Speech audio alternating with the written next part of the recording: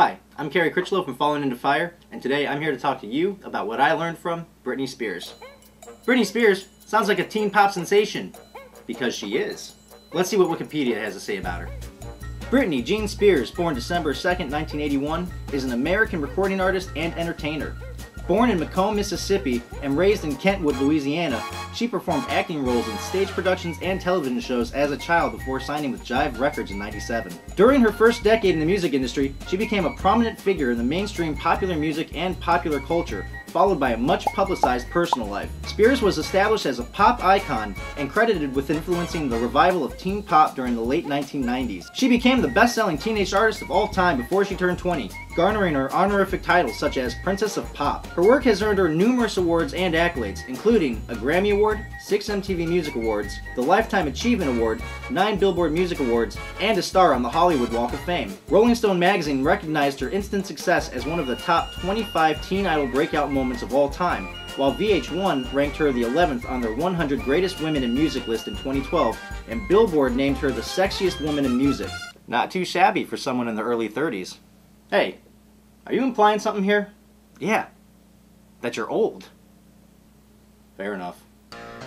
But in order to achieve so much at such a young age, she had to start even younger.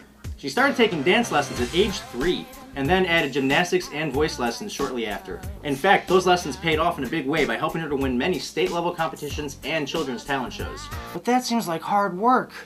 It was. On the advice of her agent, she attended the New York Professional Performing Arts School at age 8. They moved to the big city, and she started getting gigs on commercials and Star Search. A few years later, she even had a brief stint on the Disney show 90s revival of the Mickey Mouse Club, along with Justin Timberlake. Really? Before the show was canceled. Aw, that sucks. Once the show was ended, she went back home to Mississippi and led a fairly normal high school life while keeping up with her dance and voice lessons. But apparently, it wasn't enough for the young starlet. In June of '97, Spears was in talks with her manager Luke Pearlman to join the female pop group Innocence. Instead, she decided to record a demo, and through family friend and entertainment lawyer Larry Rudolph, she landed meetings in New York with 4 different labels. She was rejected outright by 3 of them, who argued that audiences wanted to see pop bands such as the Backstreet Boys and the Spice Girls. And there wasn't going to be another Madonna, Debbie Gibson, or Tiffany. Oh, bad move. Really bad. Like, terrible. Jive Records, however, saw some potential in the young teen. After impressing them with her audition, she was sent to work with producer Eric Foster White for a month. He reportedly shaped her voice from a lower, less poppy delivery to distinctively, unmistakably Britney. Britney, bitch! In 1999, her debut album, Baby One More Time, went on to become the best-selling album by a teenage artist ever.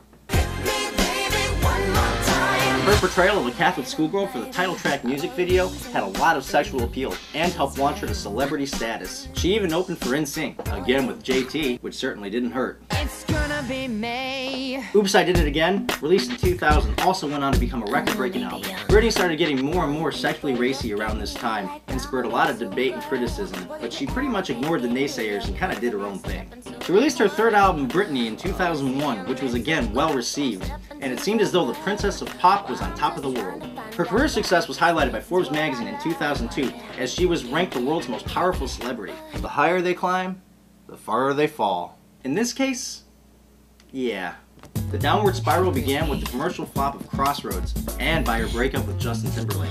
Oh, didn't I mention they were dating? Her 4th album, In the Zone, sold quite well, but her public life was under constant scrutiny. When she married Kevin Federline in 2004, things really started to go downhill. They were divorced after having their 2nd child in 2006. So what does an abused mother and pop star do to handle all the stress? Drugs, of course. She hit rock bottom in 2007. After a 1-day stay at a drug rehab facility, she shaved her head completely bald. She readmitted herself to other rehab programs, but none of them really stuck.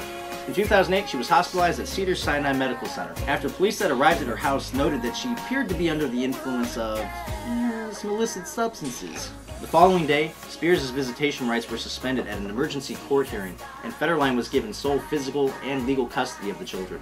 She was committed to the psychiatric ward of the Ronald Reagan UCLA Medical Center and put on 5150 involuntary psychiatric hold.